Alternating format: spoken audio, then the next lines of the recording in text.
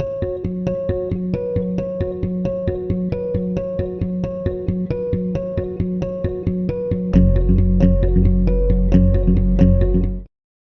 welcome to the Growth Whisperers podcast, where everything we talk about is about building enduring great companies. I'm Kevin Lawrence, joined as always with my co-pilot down in Australia, Brad Giles. Brad, how's it going? Excellent. Thank you. Doing very well today. How are you, Kevin? Good. Same answer. As always, things are good. I just see things as being good most of the time. So what do we got for our topic today? What are we digging into? Today, we are talking about a fascinating article that we read, that we came across from HBR, Harvard Business Review. And it's about a system that we both have used and advocated, I should say, for many years, called Net Promoter System, or NPS. And the founder of that concept is a guy called Fred Reichheld, who wrote a book called The Ultimate Question. I think it was 2.0. Correct. And that book, we've used it with a lot of clients. So today we're talking about an article that he's written, which is the next iteration of Net Promoter Score, and looking at customer advocacy in a different way. Yeah. And shockingly, it's NPS 3.0 because the last one was 2. It's an awesome system. Absolutely love it. Excited to dig into it today because this article provided a big epiphany for me as my clients, many of them use it religiously and relentlessly. So word of the day, Brad, what do you got? Today, I guess I've got a word or 2 words called memento mori, which is one day, my friend, we will pass away. And so we need to live while we live. Just my own personal reasons for that I probably won't dig into. But do you know what? Like, we're not here for a long time. We need to enjoy and make the most of the time that we're here. And what about you, Kev? School of Hard Knocks. I continue to learn through that. I think it's actually the best teacher. Had a great experience just recently at the racetrack. We're trying too hard, too fast, and had a little oopsie. And thankfully it's metal and fiberglass that can be fixed and not human beings. But it's a school of hard knocks. It's good for you. It's humbling. It's an equalizer. It teaches us quickly. And I've got this rule of thumb that if I don't make a couple of big mistakes every month, I'm not pushing hard enough. And normally I hit my quota, so I'm on track this month. So School of Hard Knocks and what was the word used? Memento mori. It's a Stoic statement. It says you will die, so you must live while you're alive. Yep. And I gotta say, I've got some amazing friends, including yourself and others that I get to see in person regularly, that all believe in life is short. Let's do great work, create a great impact on those around us, and have a great time, which I'm really looking forward to doing this coming weekend with a bunch of friends. All right, well, let's jump into the show. Net Promoter System, NPS 3.0. What a great freaking article. And I'll review the system, and maybe you can review, I'll review the first part, maybe the second part, Brad. But basically, it's called the Net Promoter System. It's a system for measuring customer engagement, same for employees. And it's through the window of how likely they are to refer you to a friend or a colleague. And it's just a proxy for whether they're out there with positive word of mouth, negative word of mouth, or they don't even mention you. You're forgettable, or they really couldn't care less. Again, for customers or employees. So it's a proxy for word of mouth, which we know can be an incredible force in any business. Yeah, and some people have mistakenly called NPS Net Promoter Score. So delighted that you called it the system, because it is a system, not just a score. We've all probably answered the question in a feedback form that says, how likely would you be to recommend our company to a friend or relative or a colleague? And it's just, ideally, it's just one simple question with perhaps a free text box to write any comments. And then what we do is we take the numbers or the ratings from 1 to 6, and they're what's called detractors. We take the people who rate a 9 or a 10, and they're called promoters. And then the people who are a 7 or an 8, they're people who are they're, what's the word, Kevin? They're passives, and they passive. they don't count in the mathematics of it all because they don't do nothing. Yeah, they're not that's happy right. and they're not unhappy. Yeah, so they're passive, and so we don't count those. So then we subtract the detractors from the promoters, and that gives us a score from positive 100 through to minus 100 potentially. So that's why you could have a NPS of minus 40 or plus 60. Yes, it shows generally is the population of your customers, the people that respond are a proxy for all. Are they generally out there super engaged or not? So for example, in companies, you ideally want all of your employees being promoters, and the net, the happy ones from the really unhappy ones. Ideally in a great company, we've got, a 30% is kind of a minimum score that we'd see in an organization that we'd be okay with. When you get north of 50, things are going well. And, and often when we look at the senior leadership team, that score should be, 70, 80, 90, 100. The senior people, they should be the most engaged if the company's being run. So it's a proxy. And so the system is amazing. We use it so many different companies. And I shared with Brad in the pre-show that, I got a great chance to work with Bain, who that's where Fred Reichheld was from, with one of our clients, and did deep work with them for a number of years to bring it to life in a large organization. And it's an amazing methodology. And the best part is the numbers are interesting, but the comments are the guide to where the good stuff is happening or the friction's happening. Even Brad, in all of the clients we work with, we do a version of the NPS ratings for the employees that are participating and a handful of other questions every quarterly meeting to get a pulse on what's actually going on in the company, just so we get, another deeper source of data on the employee engagement. Of course, we want to know what's in the way too. So it's an awesome system. And it's very powerful because it's meant to be ongoing customer feedback. And there's a big freaking problem with it. Big problem. Yeah, there is a problem, and that is that it can get, I use the word hacked and you use the word bastardized.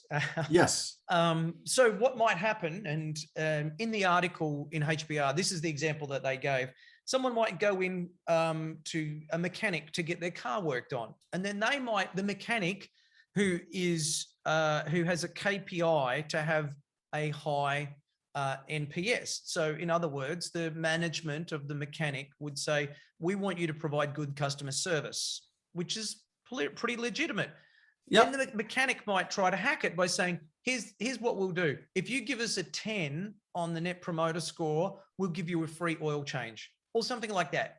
And so people on the front line or people throughout the organization try to find ways to get high scores so that they can hack the system.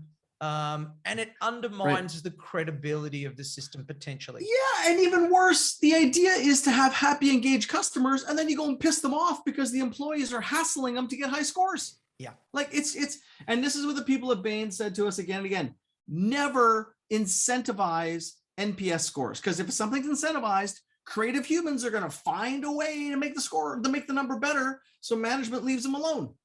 And so I remember, I was in a car dealership. It was not one I've worked with a number. This is not one I worked with.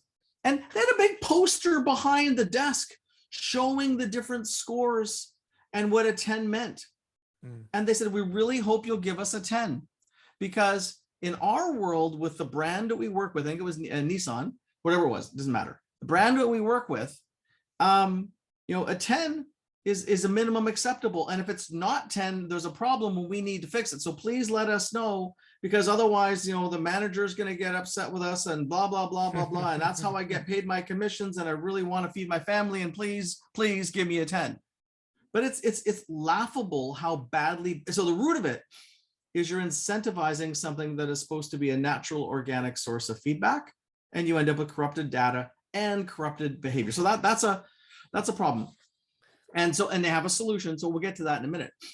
And when it is managed well, though, there is a secondary problem. I mean, I'm pretty hardcore with the companies that we work with, making sure they do it right to the best of our abilities. Yeah. Because we want the feedback to improve and engage our customers. But The root of it is, if you've got all these people who are engaged saying that they would refer you, do they?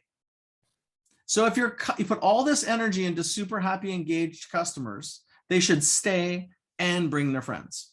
And if you put all this energy into happy, engaged employees, they should stay and bring their friends. So what they talk about in the article is, well, do you know if they bring their friends and if they stay? And they've added some additional math to show if that is happening, which we'll get into in a second. So it's like, it's great to have high engagement, but are you getting paid for it, basically? And that's what NPS 3.0 is, which I think is abso-freaking-lutely brilliant. Yeah, so what they're doing is, in the article, they talk about the founder of the concept, Fred Reichheld, saying that he had this epiphany moment where he realized that how can we make NPS better? How can we overcome all of these criticisms? We can draw on hard facts, which is accounting results. So everybody, let's say, trusts the accounting. So if we can connect it in some way to the accounting, we can actually make it better, more trusted, more reliable, and it can drive the organizational improvements that make the real difference that people actually should be doing to get better customer engagement, meeting the customer's need ultimately. Yeah, so it's simple and brilliant, and all the best solutions are simple. So NPS 3 is measuring the engagement side, Net Promoter Score, and the accountants will be happy on this. Did you get the growth? And they call the earned growth rate. Did you get that great return you wanted on the NPS? Basically, are those happy people fueling your growth, or do you still have to dump lots of money in sales and marketing? And so, the way that I really look at it is, of the new business you generated, how much was earned, which is repeat customers and referred business, versus how much was bought, sales and marketing, where the sales and marketing people went out and chased it and brought them to you. And although it sounds very simple, most people don't have a data. People track new customers and they track churn of accounts or retention of customers, but they often don't break down this. And it gives you a great number. We ran this on our firm. I was sharing with Brad. We ran this on our firm, and we had as we should in a consulting firm or coaching firm that pays so much attention to having engaged customers, we should have a greater growth rate, which we did. But our brain was like, okay, but maybe we can be better, as it always does. So again, in simple terms, it's of the growth you experienced, how much came from those engaged customers staying and bringing their friends versus you going out and buying it in the market. And just because you have people that would refer doesn't mean you're getting the referrals. Yeah, so there's 3 parts to calculate. It may seem a little bit complicated on the surface, but it's actually quite simple. So we begin by calculating what's called the net revenue retention. If you're a software as a service business, this will be quite familiar to you. But what we do is we take this year's revenues from customers who were also customers last year, okay? And then we divide that by last year's total revenues. Okay, so we're calculating what is the revenues that we had from customers this year and last year. And if we've brought on new customers, it should be different. So that's the first bit. We calculate this thing called net revenue retention. Second, we're ensuring that we're asking customers, why did you give us your business? Why have you come to us? And then within the answers, we're dividing all of the answers into 2 separate buckets, let's say. The first is earned, and that is we were referred by an existing customer, would be an example of we earned that revenue, that new customer. And the other side is bought. So they came to us through our sales and marketing efforts. Pretty easy to split all of the new customers through those 2 areas. So that's the second one, earned or bought. And then the third one is understanding the percentage from new customers that you've earned through referrals. Okay, so out of all of the new customers, what is the percentage that were earned versus bought? And then that gives us what you kind of said at the beginning, which is the earned growth rate. Yeah, and it's just a little bit of math, but are we getting an ROI on all the efforts we put into making people really happy and engaged. And, in many organizations, once they start digging into it, I am sure they're going to say, oh, well, we should probably get more referrals from our customers or employees. And they're going to look into the systems and figure out how they can make it even easier for people to open the door for them into new opportunities. So how do you bring this to life in your company? And this is, again, it's not rocket science, but one is awareness. This is awareness. So we had, Curtis, one of the consultants on our team, took the article and ran the model on our firm. He went through all of our customers, looked at our retention, looked at the new ones and where they came from, and did all the calculations. So, you can get a really good finance person, or, call Curtis, and you can run it, but it's not rocket science, but it's getting someone to do the math to know where you stand today, and then deciding whether you're happy with that or not, and what you do about it. So basically starting to track it as part of your KPIs, your earned growth rate, whether it's monthly or quarterly, you can decide. And then looking into it and getting some teams digging into it. Like, how could we increase our earned growth rate with our employees and also with our customers? Two different things, because in this market, people are really trying to, get more referrals of employees, because it's hard to get and hire amazing people now more than ever, but it's always hard. But that's not, start tracking it, dig into the data, and figure out what you can do to enhance it, like you would with any KPI you want to improve. What I love about it is that it drives the company to build a better company. Yes. I mean, you and I always, the framing of this Growth Whisperers podcast is building enduring great companies. And this is all about building that. So what could people do to improve their earned growth rate? Is that a question? Yeah. Yeah. Well, one, you got to go dig into the data and see where you're not getting it. Sometimes it's because of retention. If you don't have enough retention of your clients, that causes you to shrink. And a lot of companies aren't great at that. Some are. But really, it's brainstorming with the people who manage those client relationships. Sometimes it's letting them know that you have capacity, letting them know how to. Like, it's just, sometimes there's something in the system that needs to be added, removed, or lubricated to have it free. But depends on, I've seen examples of data as we started to run this. Some companies get a lot of referrals from their clients, but they don't have great retention. So their earned growth rate is really low because of the churn of the existing clients for whatever reason. It could be business model, it could be service, it could be competition, could be lots of things. And then there's some people that are so obsessed with sales and marketing and generating new leads that they actually don't put any energy into earning referrals from existing clients. Again, it's dig in and figure it out. There's a company very briefly from Perth, and they built, and they're an internet service provider. They built the number one internet service provider in Australia, and they had the highest NPS for their market segment, ISPs, in the world. So they built that all on the back of NPS. Every time someone would telephone their call center, their previous NPS would pop up, and the job of the call center operator was to increase that. The company was called IINet. Great. And so, it can, if you focus on NPS, it drives a better business outcome. It drives better engagement, and that's through operational mechanisms, I guess. So yeah, it can make a huge difference. It can. And another good example, we got to wrap up here, but another good example is software that we use called DocuSign. It's common in the world, and lots of people use it. But after you sign a document, it asks you to create an account. It's basically, boy, that's going to help your earned growth rate, because your existing customers, and that's in these network type softwares, one customer uses it and then it pings another customer sign up for it. Dropbox was like that when they started up too. A lot of these companies in software, it makes it easier to do that and leverage the network effect. And once the network starts to use it more, that's in software, it's a whole different game, and can be, and that's why these companies can accelerate a lot faster. All right, well, let's wrap up. So the main thing is NPS 3.0. Hey, it's great to measure engagement, but are you getting paid for that?